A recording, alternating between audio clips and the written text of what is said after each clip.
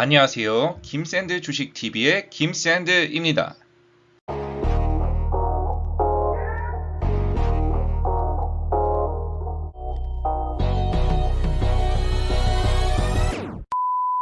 시청하시기 전에 품질은 720이나 1080으로 변경하신 뒤 시청해 주시길 바라겠습니다. 그럼 LNF 종목 분석 2편 시작하겠습니다. 1편에서 말씀드린 예상 ROE를 통해 적정 주가를 한번 구해 보셨나요? 이번 중간에 제가 적정 주가를 구해서 말씀을 드릴 테니까요. 영상을 끝까지 시청해 주시길 바라겠습니다. 20년 1분기 재무제표입니다. 연결 재무 정보 보시면 20기 1분기, 그러니까 작년 1분기 대비해서 매출액 증가했고요. 영업이익은 증가했습니다. 작년에는 적자였는데 올해 흑자 전환했고, 그다음 유형자산도 늘었습니다. 이건 좀 긍정적 시그널로는 볼 수 있습니다. 왜냐하면 작년에 적자였다가 올해 유의미한 매출액과 영업이익을 냈다라고 볼 수 있고요. 연결재무 상태표입니다. 1분기 지금 연결재무제표를 본 겁니다. 현금이 현금성자산 증가했고요. 그 다음 단기 차입금 증가했습니다. 그래서 이 회사는 좀 매출이 증가될 만한 요소들이 있어서 차입을 하고 전환사채 발행하고 유상증자를 해서 좀 자금을 조달한 다음에 사업을 이렇게 확장시키고 있다라고 판단하시면 되겠습니다. 이제 연결 포괄손익 계산서인데요. 제가 1편에서 2019년 사업 보고서 말씀드릴 때 이 회사는 원가가 높다, 그 다음 재고 자산이 많이 쌓여 있어서 1분기 실적을 봐야 된다 했는데, 그래도 1분기는 이제 매출액이 증가해서 영업이익이 흑자가 났습니다. 그래서 매출 원가, 영업이익, 그 다음 제가 이자도 1편에서 좀 많이 나간 편이라고 했는데 이제 1편 영상 꼭 보시고 이해하시길 바랍니다. 보시면 제가 올해 1분기 그래서 어떻게 흑자가 났는지 한번 살펴봤습니다. 그래서 매출에서 매출 원가를 뺐더니 매출 총이익이 67억이 났습니다. 거기서 판매 관리비 빼면 15억, 이 15억 중에 이자 비용이랑 법인세를 빼면 2억이 남습니다. 결론적으로 1020억의 매출을 해서 2억이 남았습니다. 상당히 낮습니다. 여기 기타 이익이랑 이런 것들을 빼고 제가 영업적인 측면에서만 보면 1000억, 1020억에서 2억? 이거는 매출 대비해서 이게 순이익이 나는 비율이 상당히 낮아서 이런 문제는 이 회사가 개선해야 되지 않나 싶은 부분입니다. 참고해 주세요. 그 다음 연결 현금 흐름표입니다. 보시면 연결 현금 흐름, 영업 활동에서 이제 현금이 많이 들어왔습니다. 214억이 들어왔고요. 보시면 순이익이랑 이자 비용 나가고 이렇게 있는데, 여기 보시면 매출 채권이랑 재고 자산이 이제 감소하면서 현금이 많이 들어온 것 같아요. 그러니까 매출을 많이 발생시키고, 이게 원가로 많이 들어가지만 기존에 있던 재고 자산으로 팔면서 이제 현금이 많이 들어왔다고 판단될 수 있습니다. 그래서 영업활동 현금 흐름에서 현금이 들어온 거는 매우 긍정적 시그널로 보고 있습니다. 이자 지급은 아직 여전히 좀 더 늘었죠. 1분기 대비해서 차입금이 늘면서 이자를 지급했습니다. 더 유형자산 취득하는데 200억, 그 다음 단기 차입금은 670억 증가했습니다. 그래서 단기 차입금 상환도 640억이니까 이게 상환을 했다가 다시 빌렸다가 이렇게 하는 것 같네요. 이 회사가 유상증자를 했습니다. 이제 2분기 때 맞죠? 2분기 보시면 826억인데 모집 가액이 25,050원입니다. 이 금액이 생각보다 많습니다. 800억이면. 그래서 많이 했다 정도 알고요. 자금의 사용 목적 보시면 시설 자금에 490억, 운영 자금에 78억을 쓰겠다고 합니다. 사용 시기는 21년 12월까지 이 제조 설비에 많은 돈을 투자하기 위해서 유상증자를 합니다 라고 공시를 했습니다. 그래서 차트를 보시면 25,050원인데 그냥 제가 25,100원으로 잡았습니다.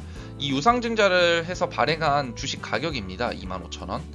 근데 지금 현재 주가가 37,700원 돼 있는데, 지금 유상증자를 받고 바로 매도를 하더라도 차익 실현이 충분한 가격대여서 사실 유상증자 물량이 주가를 견인하는데 좀 부담이 될 수 있다, 이런 뜻입니다.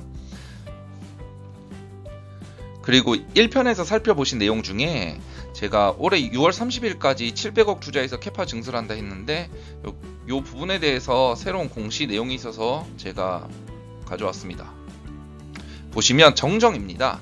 원래 올해 6월 30일까지 이 투자를 하기로 했지만 지금 뭐 코땡땡 뭐 영향에 따른 이런 지연이 되고 있어서 지금 현재 21년 그러니까 내년 1분기까지 이 설비 제작 입고를 하겠다 이렇게 지금 나왔기 때문에 지금 보시면 자기 자본 대비 56.7%여서 상당히 많은 금액을 투자를 하고 있습니다. 이 회사가. 그런데 지금 31.6% 됐고 이게 올해 6월 말이 아니라 내년 1분기가 돼야 이제 설비 캐파 증설이 끝난다 이렇게 공시를 했습니다. 4인 니켈계 제품이 이제 여기서 주로 판매된다.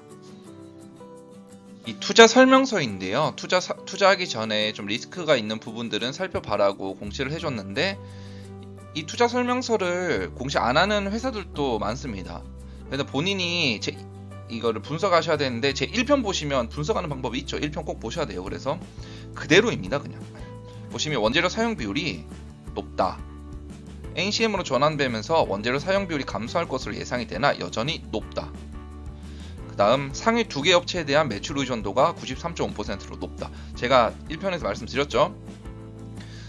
그래서 내부 제품 구매 정책의 변화로 매출처 변동이 발생하며 부정적인 영향을 미칠 수 있다. 좀 매출 국가를 다원화하고 유통 채널을 다변화하려고 노력은 하고 있는데 잘 안 되는 것 같습니다. 그래서 이런 단점을 극복하지 못하며 경쟁에서 뒤처질 수밖에 없는 상황이라고 명시하고 있습니다. 그래서 수익성에서는 원재료 가격과 당사의 제품 판매 단가가 동일한 흐름을 보이고 있다는 뜻입니다. 쉽게 말해 원재료가 상승하면 단가 높아지고 원재료가 하락하면 단가 하락한다 이런 뜻이죠.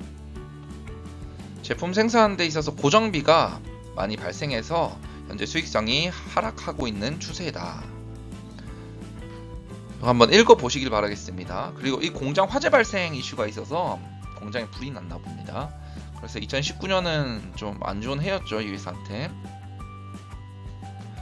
매출치에 대한 매출 편중이 높은 편은 아까 말씀드렸고요.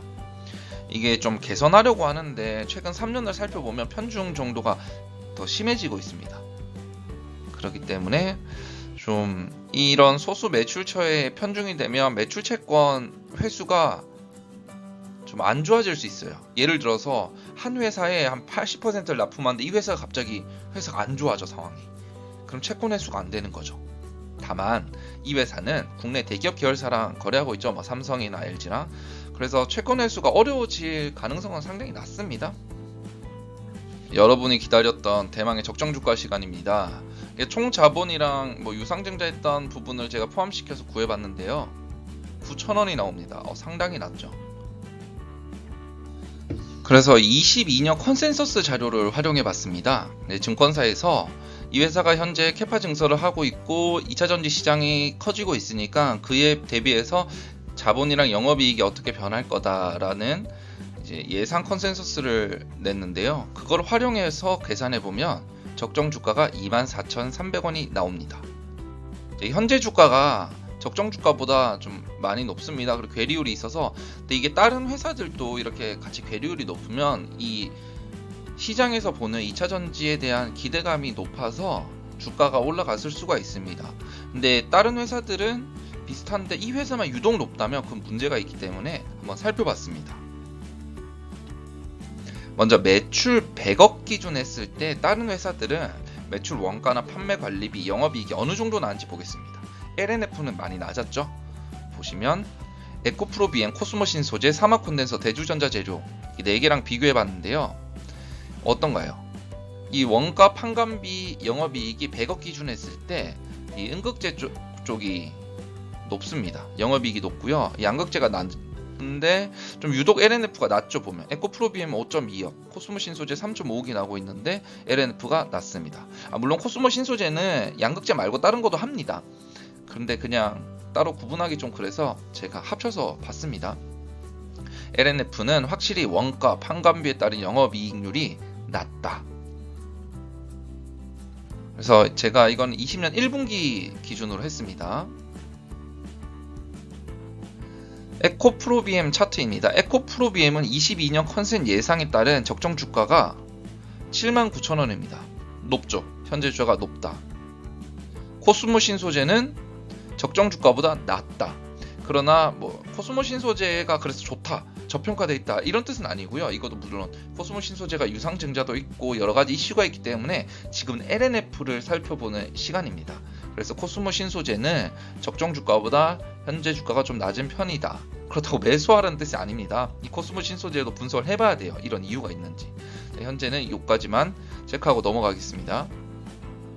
사막 콘덴서 현재 주가가 대주전자재료도 높다.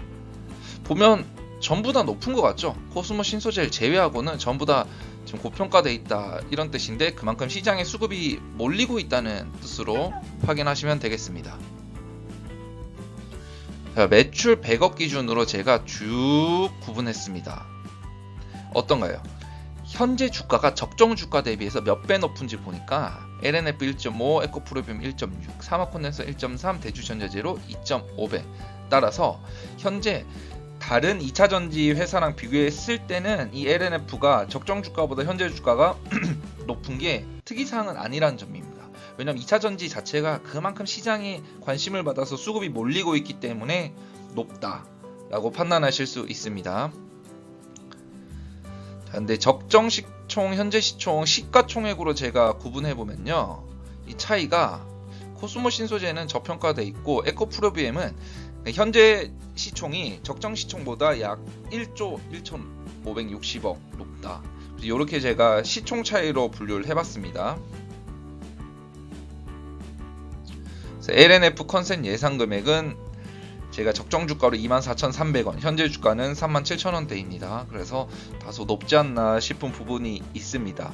다만 항상 적정 주가로 모든 주식의 주가를 절대적으로 평가를 하면 안 됩니다. 왜냐하면 시장의 관심도와 수급, 미래 성장성에 대한 기대감이 포함되어야 되기 때문에 지금 2차전지 다른 회사들도 높습니다. 그래서 이 회사뿐만 아니라 2차전지 전반적으로 현재 시장 관심이 좀 과하게 붙어서 이 수급이 몰리고 있다라고 보시면 되겠습니다.